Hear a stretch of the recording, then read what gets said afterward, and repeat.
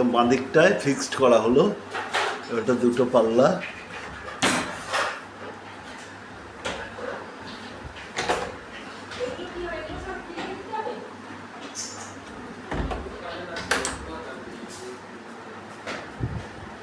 এটা দুটো পাল্লা।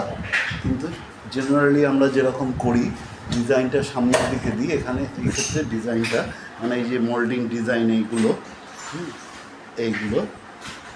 এটা ভেতর দিকে দেওয়া হলো আর কি, দিতে বললো পার্টি, সেই হিসেবে এটা ভেতর দিকে দেওয়া হলো।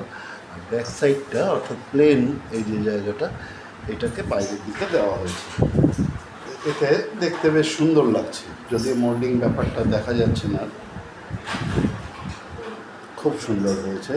আর এই মার্বেলের সঙ্গে পিঙ্ক মার্বেলের সঙ্গে এই কালারটা দারুণ ম্যাচ করে গেছে। এই হলো আজকের দিনের কাজ।